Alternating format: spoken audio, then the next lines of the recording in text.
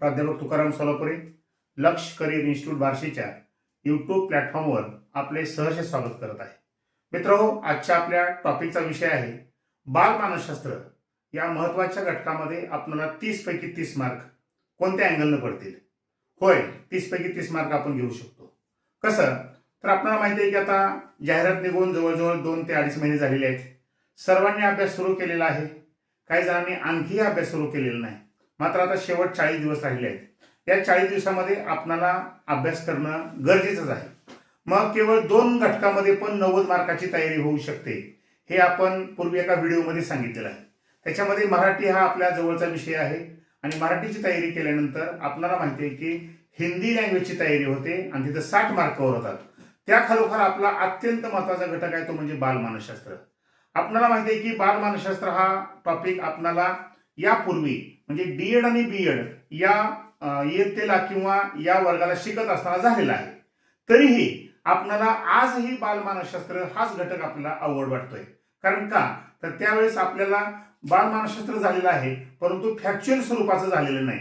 मग आताही आपण तयारी करत असताना जर आपल्याला 30 पैकी 30 मार्क घ्यायचे असतील तर या अभ्यासक्रमाचे आपल्याला फॅक्च्युअल प्रश्न आणि त्याचबरोबर सैद्धांतिक प्रश्न आणि त्याचबरोबर उपयोजित मानसशास्त्र या अनुषंगाने तयारी करणं गरजेचं आहे. मित्रांनो, जाहिरात निघून आता 2 महिने होत आले आहेत. बरेच जण असं म्हणतात की टीईटी अवघड आहे, टीईटी अवघड आहे. काहीही अवघड नाही. खऱ्या अर्थानं सांगू का, आता माझ्याकडे एक मॅडम देशपांडे मॅडम आल्या होत्या. त्यांनी टीईटीची बॅच लावली होती आणि त्या एकाच बॅचमध्ये आपल्याकडं लक्षात ठेवा सीटीटी उत्तीर्ण झाल्या, त्याची परीक्षा उत्तीर्ण झाल्या, त्याचबरोबर त्या सेट आणि नेटची परीक्षा उत्तीर्ण झालेली आहे. याचा अर्थ काय? एक महिला आपला प्रपंच सांभाळून, मुलंबाळ सांभाळून, क्लासेस स्वतःचे घेऊन, नोकरी करून, पुन्हा आमचे क्लासेस करून त्या माध्यमातून ती जर इतक्या पदव्या उत्तीर्ण होत असेल तर आपणही ती पदवी उत्तीर्ण होऊ शकतो. कारण तो आदर्श आपल्यासाठी खूप चांगला आहे. फक्त आपल्यावर बिंबवलं ही परीक्षा अवघड असते म्हणून. वास्तविक पाहता कोणतीही समस्या ही समस्या नसते. समस्येच्या मुळापर्यंत जर गेलं तर ती समस्या सुटू शकते. मग आता टीईटी समजा ही एक समस्या आहे. आता आपल्याला माहिती आहे की आताच्या टीईटीला जर आपण सिरियस नाही झालं तर आपल्याला काय होईल तर न्यायालयाचा निकाल आमका लागू शकेल, तमका लागू शकेल असं म्हणण्यामध्ये आपल्या 2 संधी निघून गेल्या आहेत. ही तिसरी संधी पण जाऊ शकेल आणि पुन्हा आपल्याकडे फक्त 3 संधी राहतील. तरी त्यातील काही जण म्हणतात नाही अजून या ठिकाणी मुदत वाढू शकते. म्हणजेच काय, आपल्याला काय परीक्षा द्यायच्यात का सातत्यानं? नाही. आपण खऱ्या अर्थानं हुशार असतोच. कारण का आपले डीएड बीएडला जेव्हा आपले निकाल लागलेले असतात किंवा आपण गेलेलो असतो तेव्हा आपल्याला खूप चांगली मार्क असतात. तेव्हा ती मार्क आपल्याला सहज पडलेली नसतात. फक्त काय आहे, नंतर आपल्याला थोडंसं काय करायचं, रिव्ह्यू करायचं आहे. त्या माध्यमातून जर टीईटीचे आपल्याला हमखास मार्क घ्यायचे असतील तर सगळ्यात महत्वाचा घटक आहे ते म्हणजे बाजारातली मोहगम नॉलेजची किंवा ज्या टॉपिक मधून तुम्हाला कोणत्याही स्वरूपाचं ज्ञान प्राप्त होत नाही अशा स्वरूपाची पुस्तकं सर्वप्रथम वाचणं रद्द केलं पाहिजे. कारण का जर ही पुस्तकं तुम्ही वाचत असाल तर तुमचा टाइम, मनी, एनर्जी वाया जात आहे आणि त्यातून पुन्हा काहीच निष्पन्न होत नाही. मग त्यासाठी काय करणं गरजेचं? पहिलं महत्वाचं म्हणजे बाजारातील अनेक पुस्तकं आहेत, मात्र ज्या पुस्तकातून एकही प्रश्न उपलब्ध होऊ शकत नाही अशी प्रश्न पुस्तकं टाळा.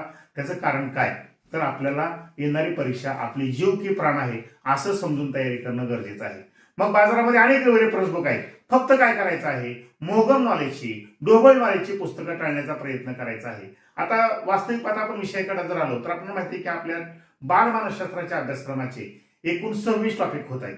मग 26 टॉपिकची तयारी करत असताना आपल्याला माहिती आहे की काही टार्गेट एका दिवसामध्ये आपल्याला हे टॉपिक झालेच पाहिजे असं टार्गेट करणं गरजेचं आहे. मग त्यासाठी काय केलं पाहिजे तर आपल्याला 1 ते 7 या टॉपिक मध्ये आपल्याला माहिती आहे काय आहे नेमकं तर बालमानसशास्त्र आहे, मानसशास्त्र आहे. या अनुषंगाने विकास म्हणजे बाल विकास आहे. या अनुषंगाने सर्व माहिती त्या ठिकाणी आहे. तर ते टॉपिक जे आहेत 7 टॉपिक पर्यंत, 1 ते 7 टॉपिक पर्यंत हे 1-1, 2-2 पेजचे आहेत. त्यामुळे काय होत आहे, एका दिवसामध्ये हे 7 ते 8 टॉपिक होऊ शकतातच. त्यासाठी काय करायचं आहे, आपण जे रेफरन्स बुक वापराल त्या रेफरन्स बुक मधील जो हे 7 ते 8 टॉपिक आहेत पहिल्या अभ्यासक्रमाचे, मानसशास्त्र, बालमानसशास्त्र, बालविकास वगैरे, हे एका दिवसामध्ये जी आपली बैठक व्यवस्था असेल त्याच्यामध्ये झालेच पाहिजे हे टार्गेट ठेवायचं आहे. दुसऱ्या दिवशी काय करायचं आहे, आपल्याला माहिती आहे की अध्ययन प्रक्रिया, अध्ययन प्रतिमाने हे जे घटक आहेत म्हणजे अध्ययनाची जी प्रक्रिया आहे या प्रक्रियेच्या अनुषंगाने जे जे टॉपिक उपटॉपिक आहेत तो घटक त्या दिवशी कंप्लीट करायचाच आहे. ज्या पद्धतीने आपण व्यायाम करत असाल तर 1 तास व्यायाम असेल तर आपण 1 तास व्यायाम करतोच, त्याला जसा वेळ देतो तसं आपल्यालाही नाविलाजानं का होईना आपण याला वेळ द्यावा लागणार आहे. आणि त्यासाठी काय करायचं आहे तर आपल्याला दुसऱ्या दिवशी अध्ययन प्रक्रिया व अध्यापन प्रतिमाने इथपर्यंत जे काय आहे तो टॉपिक करायचा आहे. तिसऱ्या दिवशी जर आपण विचार केला तर अध्यापन प्रक्रिया आणि अध्यापन प्रतिमाने, मग अध्यापनाच्या पद्धती असतील, जे जे काही मटेरियल मध्यंतच्या कालखंडामध्ये आहे, घटक उपघटकामध्ये आहे, त्याला 1 दिवस द्यायचा आहे. म्हणजे पहिल्या दिवशी बालविकास, बालमानसशास्त्र वगैरे याला वेळ दिला, दुसऱ्या दिवशी अध्ययन प्रक्रिया, अध्ययन प्रतिमाने दिले, तिसऱ्या दिवशी अध्यापनाच्या पद्धती असेल, अध्यापन प्रक्रिया असेल आणि अध्यापनाचे प्रतिमान असेल, या अनुषंगाने जे जे घटक आहेत त्या घटकाला वेळ द्यायचा आणि त्या दिवशी तो घटक पाठच करायचा म्हणण्यापेक्षा तो घटक करायचाच. त्यानंतरच्या पुढे येतो तो महत्वाचा घटक असेल तर आपल्याला माहिती आहे की शैक्षणिक मूल्यमापन आहे. आता शैक्षणिक मूल्यमापन तंत्रे आणि साधने, त्याच्या अनुषंगाने जे मागे पुढे 4-5 टॉपिक आहेत ते जर आपण एका दिवसामध्ये केले तर तोही आपला एका दिवसामध्ये टॉपिक होऊ शकतो. त्यानंतर आहे बालकाच्या विशेष गरजा, म्हणजे हा आपल्या शेवटच्या टप्प्यात जर भाग पाहिला तर बालकांच्या कोणकोणत्या गरजा आहेत, कोणकोणत्या गरजावर कोणकोणते उपाय आहेत याचा जर अभ्यास केला तर तो एका दिवसामध्ये होऊ शकतो. आणि शेवटचा आहे शिक्षकाचे व्यक्तिमत्व आणि ज्ञानरचनावाद, हा टॉपिक तुम्हाला एका दिवसामध्ये होऊ शकतो. याचा अर्थ काय तर आपण जर अभ्यासक्रमाचं एक डिव्हायडेशन केलं आणि एका दिवसाला मला हा टॉपिक करायचाच आहे, कारण का माझ्या 3 संधी बघत बघत निघून चाललेल्या आहेत.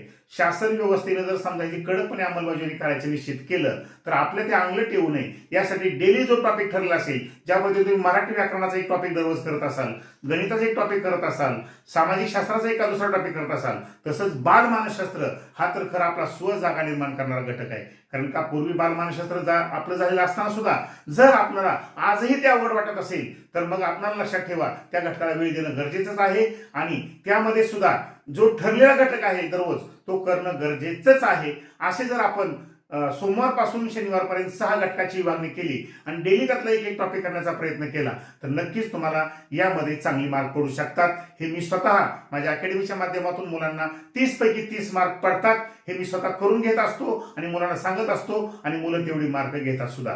तुम्हाला पण तीच विनंती आहे. आता जेव्हा आपला अभ्यास होतो हे आपण 6 दिवसामध्ये 6 घटक करतो, त्यासाठी महत्वाचा घटक आहे ते म्हणजे PYQचं अनालिसिस. लक्षात ठेवा PYQ हे आई वडिलाप्रमाणे असतात, ते मार्गदर्शकाची भूमिका पार पाडतात. आपल्याला लक्षात यावं की झालेला जो अभ्यासक्रम आहे त्याला जर आपण PYQ नाहीत पाहिले, म्हणजे मागच्या वर्षीचे प्रश्न कसे विचारले होते, त्याच्या अगोदरच्या वर्षी कसे प्रश्न विचारले होते हे पाहून जर प्रत्येक टॉपिक निहाय जर आपण तयारी केली तर नक्कीच त्याच्यामध्ये खूप चांगले मार्क पडू शकतात. म्हणून एखादा टॉपिक वाचन झाल्यानंतर त्याच्या खाली जे संबंधित पुस्तकामध्ये PYQ दिलेले आहेत ते सुद्धा खूप काळजीपूर्वक पाहणं गरजेचं असतंय, कारण ते तुम्हाला दिशा दाखवण्याचं काम करत असतंय. म्हणून माझी विनंती आहे आपल्याला, जसं मराठीला आपण 30 पैकी 30 मार्क घेऊ शकतो, हिंदी लँग्वेज असेल तर 30 पैकी 30 मार्क घेऊ शकतो, तसं जर हे टार्गेट दररोज केलं आणि या दिवसामध्ये मला हे कम्प्लीटच करायचं आहे असं संबंध लावून जर तुम्ही दररोज ते 6 टॉपिक 6 दिवसामध्ये करण्याचा प्रयत्न केला, 6 टॉपिक नंतर 26 टॉपिक आहेत, पण त्याचं डिव्हायडेशन जर आपण असं वेगवेगळ्या अँगलनं केलं